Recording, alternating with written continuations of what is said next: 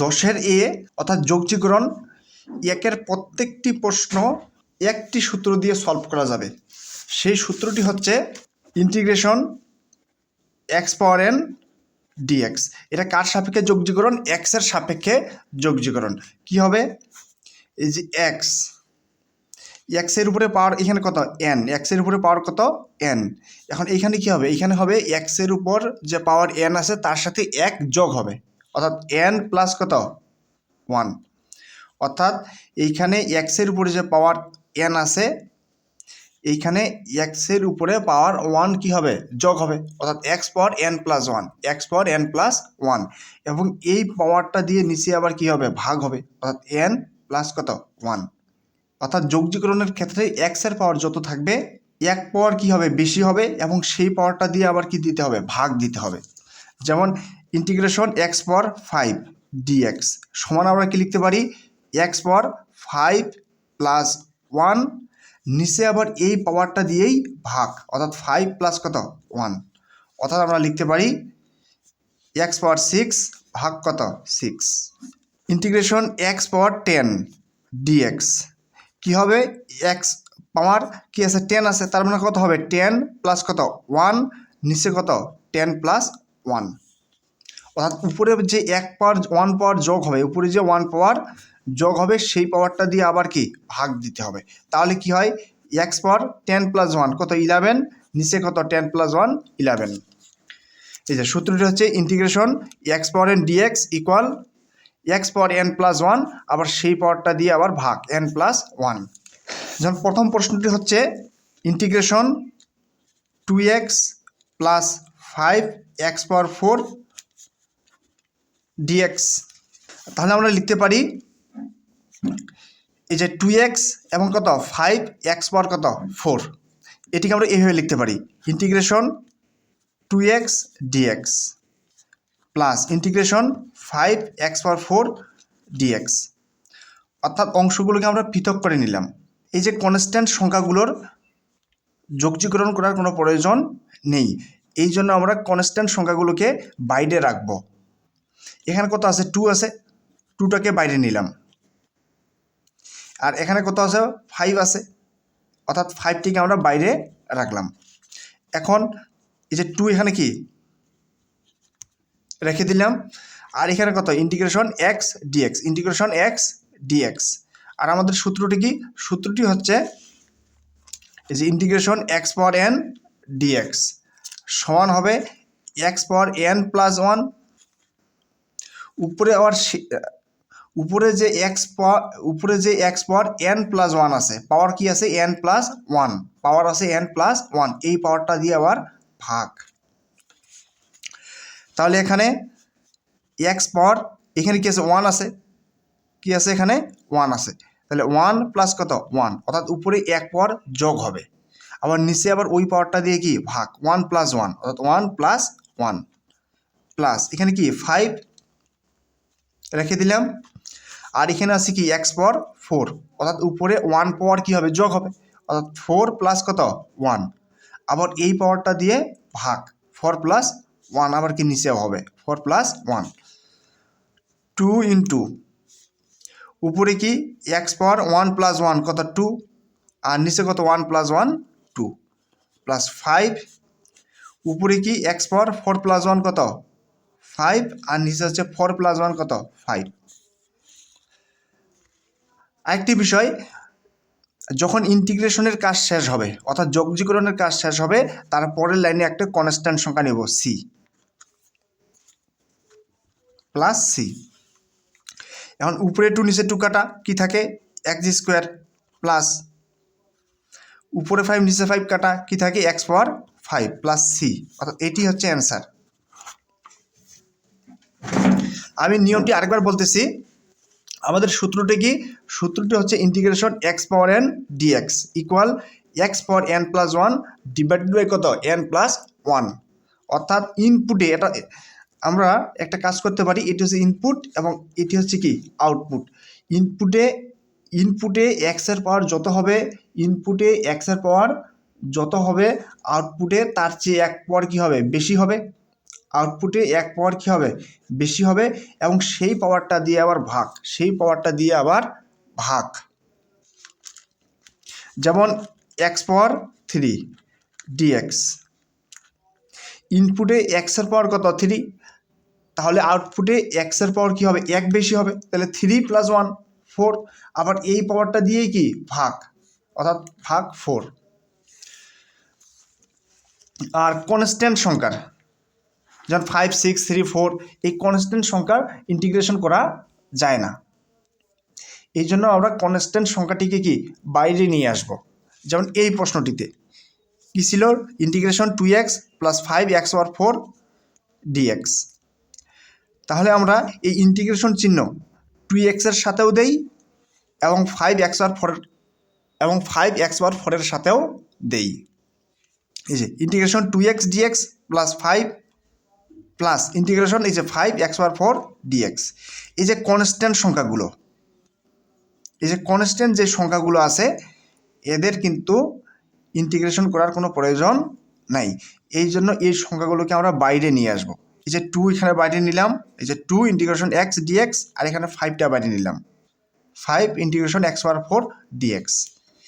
এই যে 2 থেকে গেল, এখন আমরা এখানে ইন্টিগ্রেশনের সূত্র প্রয়োগ করব। ইন্টিগ্রেশনের সূত্র কি, ইনপুটে x এর পাওয়ার যত থাকবে আউটপুটে x এর পাওয়ার এক বেশি হবে, এবং সেই পাওয়ারটা দিয়ে আবার ভাগ। ইনপুটে কি আছে, x ^ 1, তাহলে আউটপুটে কি হবে, x ^ 1 + 1, আবার এই পাওয়ারটা দিয়েই কি ভাগ, প্লাস এখানে 5 থাকলো। ইনপুটে x পাওয়ার কি আছে, 4 আছে, যেহেতু এখানে পাওয়ার 4 আছে, তার মানে কি এক পাওয়ার বেশি হবে, x ^ 4 + 1, আবার এই পাওয়ারটা দিয়েই কি ভাগ। এবং ইন্টিগ্রেশন করার কাজ শেষ হলে একটা কনস্ট্যান্ট, অর্থাৎ একটা ধ্রুবক নিতে হবে, যেমন আমরা এখানে নিলাম কি নিলাম, +c নিলাম। এখন 2 থেকে গেল, x পাওয়ার এই যে 1 + 1 কত, 2, আর নিচে 1 + 1 কত, 2, প্লাস 5 ইন্টু এই যে x পাওয়ার কত, 4 + 1 কত, 5, নিচে কত থাকে, 4 + 1 5 প্লাস c। এখন উপরে 2 নিচে 2 কাটা, আবার উপরে 5 নিচে 5 কাটা, তাহলে কি থাকে, x² থাকে প্লাস x পাওয়ার 5 থাকে প্লাস কত, c। এর পরের 2 নম্বর প্রশ্নটি হচ্ছে ইন্টিগ্রেশন dx ডিভাইডেড বাই 3 কত, x²। অঙ্কটি সলভ করার পূর্বে আমরা একটি সূচকের নিয়ম দেখে আসি, সেটি হচ্ছে √, আর এখানে যদি কি থাকে, n থাকে, মনে করি এখানে একটা সংখ্যা আছে x এর উপরে যদি থাকে, x এর উপরে যদি n √, থাকে, তাহলে আমরা লিখতে পারি x পাওয়ার, এখানে কি আছে, n আছে না, আমরা লিখব 1 কত, n। অর্থাৎ এখানে যদি 2 থাকে আমরা লিখব কত, 1/2। এখানে যদি 3 থাকে আমরা লিখব কত, 1/3। এখানে যদি 5 থাকে আমরা লিখব কত, 1/5। যেমন √x, এখানে 5 দিলাম, তাহলে কি হবে, x হবে, এখানে কি আছে, 5 আছে, তার মানে আমরা লিখব 1/5। ঠিক একই রকমভাবে x √, এখানে কি আছে, 6 আছে, তার মানে আমরা কি লিখতে পারি, x পাওয়ার এই যে √, 6 তার মানে লিখতে পারি 1/6। অর্থাৎ n √, থাকা মানে 1/n। এখানে যে কোনো সংখ্যা থাকতে পারে।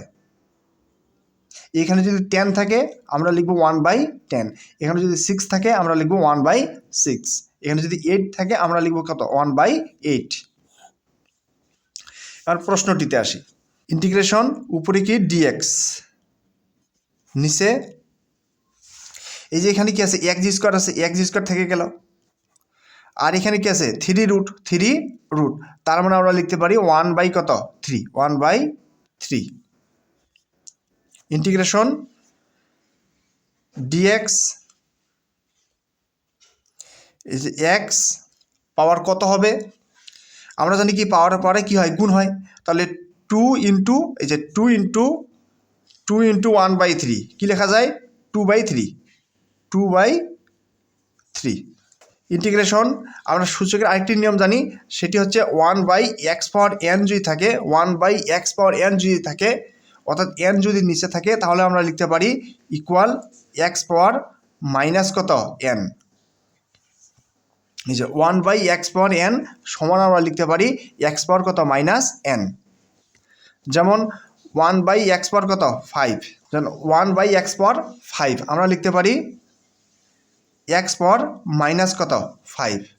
যদি থাকে x পাওয়ার 1/x পাওয়ার 10 থাকে, তাহলে আমরা লিখতে পারি x পাওয়ার, এখানে কি +10 আছে, উপরে আমরা লিখতে পারি কি -10। যদি থাকে 1/x পাওয়ার 12, আমরা লিখতে পারি কি x পাওয়ার -12। ঠিক এই ক্ষেত্রে আমরা কি লিখতে পারবো, এখানে কি আছে x পাওয়ার 2/3, তার মানে আমরা লিখতে পারবো x পাওয়ার -2/3। আর কি থাকে dx থাকে। এরপরে